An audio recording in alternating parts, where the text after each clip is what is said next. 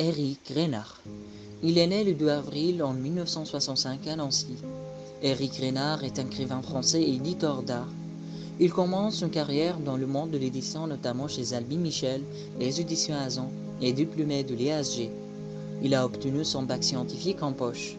Avec sa passion de littérature, il intègre l'Institut supérieur de gestion, une école du commerce située à Paris, en 1985.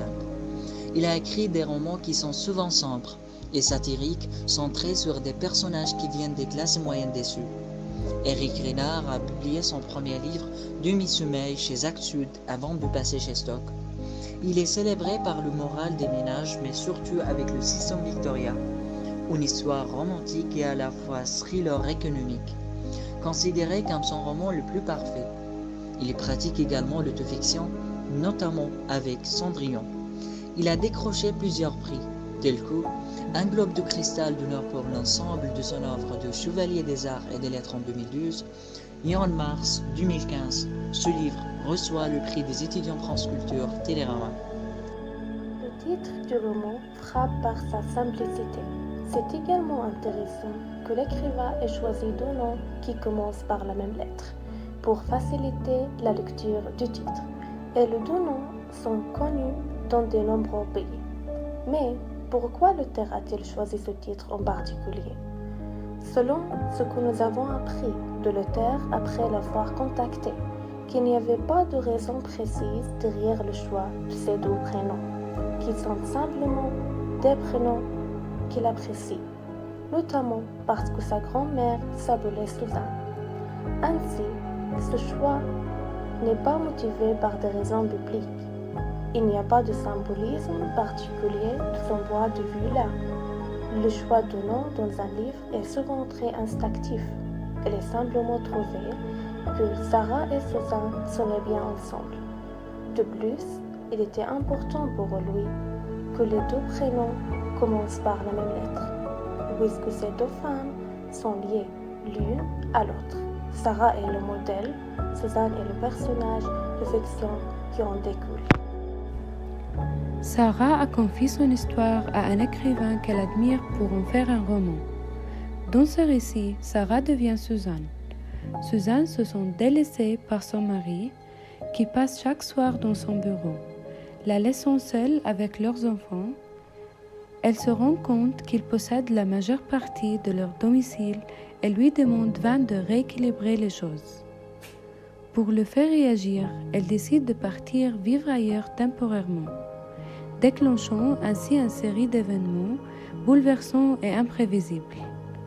Ce roman explore le lien énigmatique entre lecteur et écrivain, offrant le portrait d'une femme en quête de sa place, malgré les défis qui se dressent sur son chemin.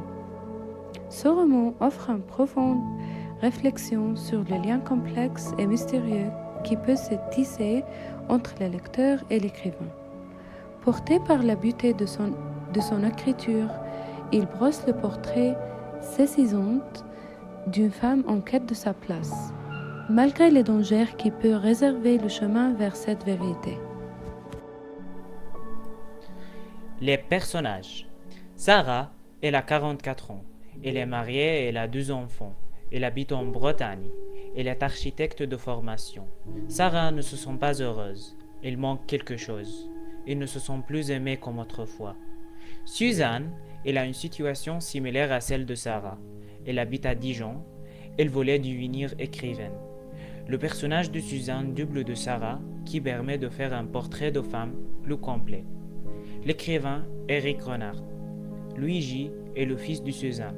Paloma est la fille de Suzanne. Delphine, elle est l'associée de Suzanne. Angèle, elle est l'amie la plus âgée de Sarah. Laurent, c'est le personnage que Suzanne a aimé mais elle n'osait pas de lui avouer. Le mari de Sarah, anonyme. Sarah, Suzanne et l'écrivain explore les méandres de postmodernisme littéraire. Ce récit œuvre en vision où la frontière entre le fictif et le réel se floute, créant une narration riche en nuances. Le dialogue initial et final entre l'écrivain-narrateur et le personnage de Sarah jette les bases de cette exploration où l'auteur lui-même devient un personnage clé dans l'intrigue. L'analyse du texte sur la manière dont la fiction peut traduire la réalité est enchantée, démontrant comment nos expériences peuvent nous transporter dans des espaces mentaux où la frontière entre notre identité réelle et notre projection imaginaire se brouille. L'absence de début et de fin claire ajoute à cette ambiance postmoderne, défiant les conventions de romans traditionnels, tout en offrant une expérience de lecture immersive. Le récit est riche en diversité, surtout grâce à la progression de la parole de Sarah, qui se construit parallèlement à l'histoire. Les 200 premières pages alternent entre Sarah et Suzanne jusqu'au tournant de l'intrigue. La seconde moitié du roman introduit une touche fantastique qui révèle les fissures de la bourgeoisie provinciale. Sarah, Suzanne et l'écrivain est un roman qui analyse les sentiments et les motivations par le sujet lui-même et qui explore les complexités des relations humaines, de la création artistique et de l'identité. C'est un roman complexe et captivant qui explore les thèmes universels de l'amour, de l'art et de l'identité. Cette prose nous plonge dans un monde où l'écrivain tisse habilement un dialogue entre lui-même et le personnage de Sarah qui veut réaliser la version idéale de la personnalité de Suzanne. À travers cette interaction, une dualité émerge, révélant deux personnalités distinctes, chacune cherchant à se trouver dans une réalité meilleure. Cela signifie que ce sont deux personnages différents.